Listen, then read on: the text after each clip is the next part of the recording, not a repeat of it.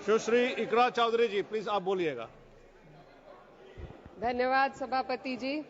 मैं सबसे पहले दाद देना चाहती हूँ इस बिल के टाइमिंग की कि अभी ईद की रौनक बुझी भी नहीं थी और हमारी जड़ों पर एक नया फरमान लाया गया। पहले उत्तर प्रदेश में मुसलमानों को नमाज पढ़ने पर रोक लगाई और फिर सौगात में ये बिल लाया गया। निसार में तेरी गलियों पे है वतन, जहाँ चली है रिवाजों गैर कि कोई ना सर उठाकर चल सके। मैं सभापति जी आपको ये बताना चाहती हूँ कि ईद के मौके पर एक विधवा महिला अपनी लड़की के साथ मेरे पास आई और उसने बताया कि वह एक वक्फ की प्रॉपर्टी में रहती है, वही उसके सर पर छत का काम भी करती है और उसकी रोजी रोटी भी वहीं से आती है। वो इस बिल को लेकर इतनी फिक्रमंद थी कि कहीं उससे वो उसकी संपत्ति ना छीन ली जाए।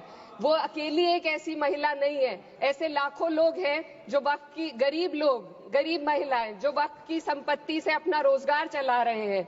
और ये जो वक्फ बाय यूजर क्लॉज के हटाने से लाखों वक्फ की जायदाद अपना स्टेटस खो देंगी और लाखों लोग इसी तरीके के लोग सड़कों पर आ जाएंगे। वक्फ क्या है, वक्फ बाय यूजर क्या है? इसका ये मतलब है कि कोई जायदाद अगर सालों से दीन और भलाई के कामों के लिए इस्तेमाल हो रही हो तो वो खुद ब खुद वक्फ मानी जाएगी। हिंदुस्तान की अदालतों ने भी इस बात को तस्लीम किया है। वक्फ बाय यूजर सिर्फ वक्फ बोर्ड को ही मिली कोई खास सौगात नहीं है, ये बल्कि सभी अन्य धार्मिक ट्रस्टों को परंपरा और यूज के आधार पर बिना किसी डॉक्यूमेंटेशन के धार्मिक चरित्र को डिक्लेयर करने का राइट मिला हुआ है।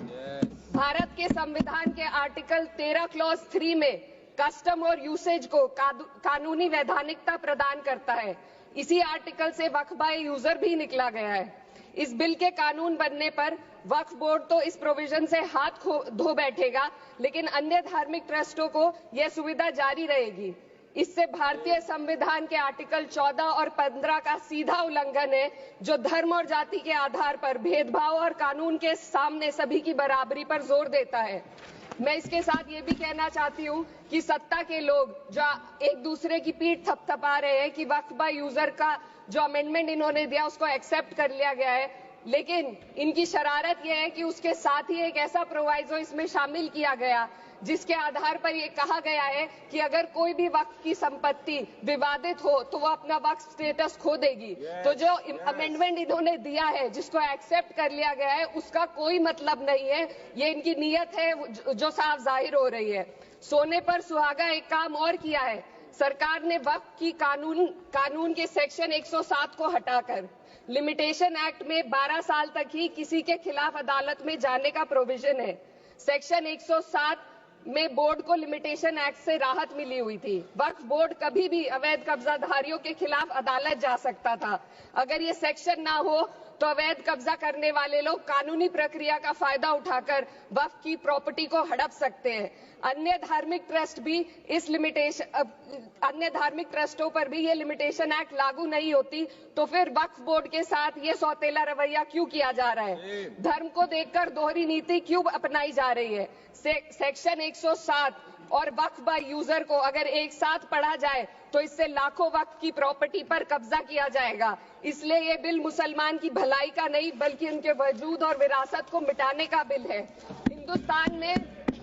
हिंदुस्तान में बहुत सारे धार्मिक ट्रस्ट हैं जिसमें उस खास मजहब के लोग शामिल होते हैं और उसका इंतजाम करते हैं, और ये बात समझ में आने वाली भी है क्योंकि जो व्यक्ति अपने मजहब के रीति रिवाज को जितना अच्छे से समझ सकता है किसी अन्य मजहब का व्यक्ति नहीं समझ सकता।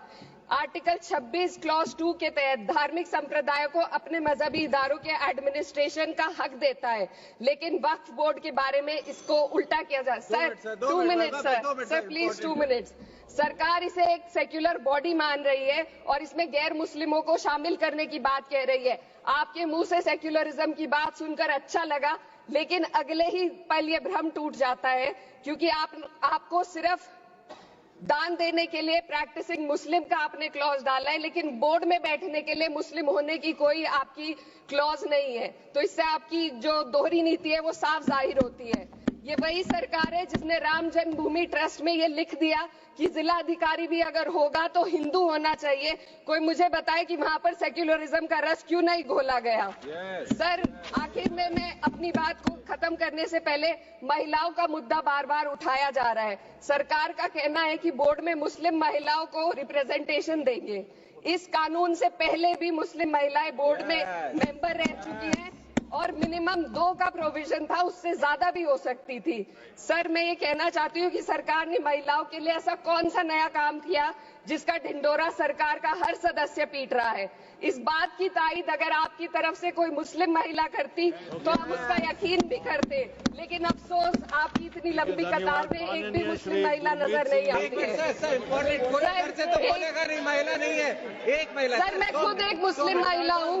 मैं सिर्फ सर, मैं माइनॉरिटी महिला हूँ। इस सदन में हम सिर्फ 2 महिलाएं हैं और उस नाते से मैं ये बात कहना चाहती हूँ कि इस बिल के माध्यम से मुस्लिम महिलाओं को कुछ नहीं मिल रहा है। ये हमें कुछ नहीं देना चाहते, सिर्फ टोकनिज्म हमारे नाम पर बनाकर एक नैरेटिव मीडिया में चलाना चाहते हैं। तो ये बिल मुसलमान की भलाई का नहीं, उनकी पहचान को मिटाने का है। सर, अंत में मैं बस यही कहना चाहती हूँ कि कागजों की कैद में बस नाम रह जाएंगे, वो जो हमारे थे सिर्फ दावे में रह जाएंगे। इस बिल के द्वारा मीठी ईद के जायके को कड़वा करना, यही असली सौगाते मोदी था। बहुत बहुत